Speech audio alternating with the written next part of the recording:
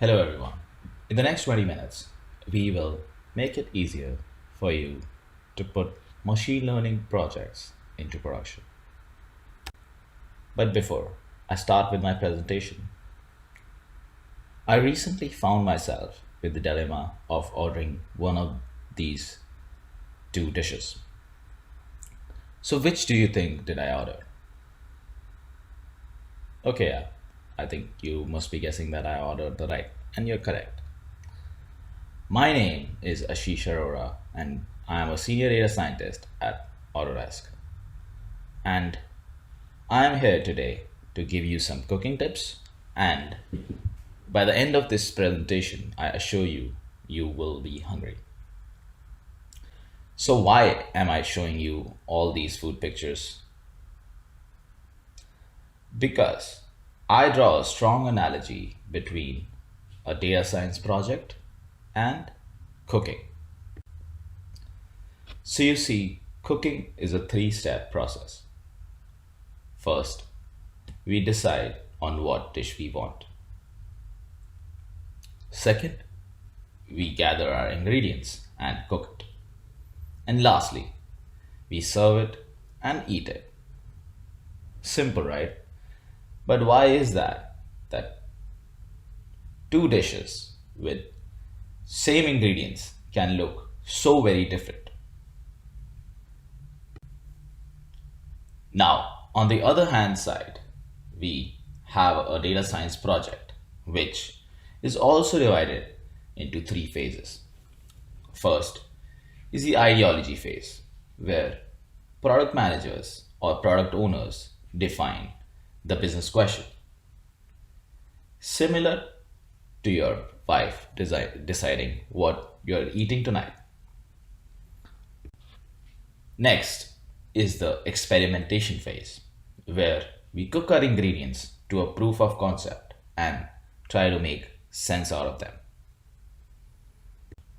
And lastly, there is that production phase, where we deploy these machine learning models into production and deem continuous benefits on a much larger scale, which is also similar to that last step of serving and plating your dish. Now let's just focus on this last step of serving your products into production. After all, this is the step that makes the biggest difference when it comes to a Michelin star restaurant or a McDonald's. And this is also the step where 87% of the companies still today fail. But why? Why do the companies fail at this stage? Even though these companies were able to get good results from their experimentation phase. According to a survey done by IBM with executives from 550 different organizations, say that for 31.6% of organizations, the biggest challenge is the technologies they are using. And another 27% say that their companies lack an established framework to put their learnings and results into a long-term plan. Now that we see what the problem is, let's talk about what is the potential solution so that your machine learning efforts don't go in vain. The answer to this could be going serverless. But what does serverless mean? Serverless means you don't pay if no one talks to your bot and lets you scale if everyone wants to talk to your bot.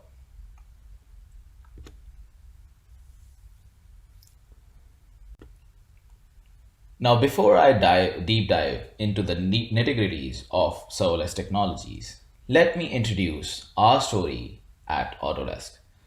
So, for those of you who don't know what Autodesk does, Autodesk is a software company that builds software for people that make things like your house, your phone, and probably the last movie you watched. We have a portfolio of around more than 140 products. So, what does a company, a software company, use machine learning for?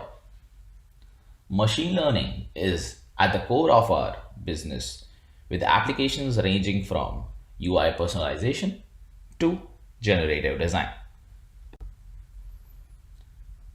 But today, I will be specifically talking about our product analytics space, as I am a part of a centralized analytics team which works with product managers to help our products being understand how are they being used and make informed decisions. We are a team of 10 people consisting of analysts, engineers, and data scientists. And we support over 80 plus products. Now, as you would think, with a team of 10 supporting 80 plus products, our backlog looked somewhat like this. Now, to get through a backlog like this, we had two ways. Either we hired 80 more people, each dedicated to one product, and we start automating common workflows for our products. Yes, it was an obvious choice. We went with the latter. So that's when we decided that we need to move more towards self-serving platforms for analytics and machine learning. Then there comes the question of democratizing data science. So what do I mean by democratizing data science? It doesn't mean giving access to all data to everyone across the company. It rather means giving access to insights at an enterprise level. So, we started with a specific use case that all of our product teams had in common, which was to understand the user adoption and workflows that our users inculcate on a daily basis. For example, if say our product managers want to evaluate the adoption of a new feature that we added in this new release, they can go in to this platform and run a workflow that tells them how the users are using this product in the sessions that they are using our products for, and how is it being adopted against the previous features of our product. The platform in the backend will run machine learning workflows on demand using natural language processing and send the product managers a notification when their results are ready. Now, I'm not going to go into more depths of how, like what the platform was built for, but rather focus more on the infrastructure behind it today. Now, this was the architecture that we created for that platform. Even though the solutions that we built were in AWS, these approaches that I'm going to talk about are cloud agnostic, and multiple cloud providers offer these services in one form or the other. Now, going back to the architecture, at the first glance, when you look at this architecture diagram, it looks fairly complex. But the most amazing part in this whole serverless environment is that most of these fragments of the architecture are completely replicable and can be deployed to production using just a few clicks. For example, this serverless CI/CD pipeline, which lets us automate deploying of our platform from Git to hosting it in S3, where our platform is hosted in a serverless manner, is completely replicable, where you just need to enter your Git repo and you can replicate this whole architecture for any other project you go on deploying a CI/CD pipeline for. And this capability of replicating fragments is also one of the major reasons why we chose to go the serverless route, because we knew that this is just the starting for our machine learning platforms in our company. And we would be working on multiple projects coming into the future that we would push to production. And now, as for the actual machine learning workflows, where we use technologies like Amazon SageMaker, AWS Glue, and Lambda to serve our models into production,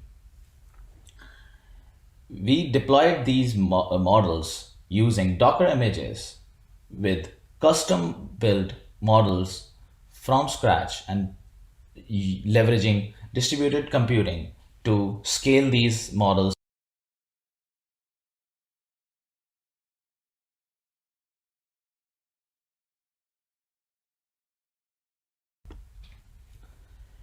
These Docker images can be used anywhere and hosted in any environment.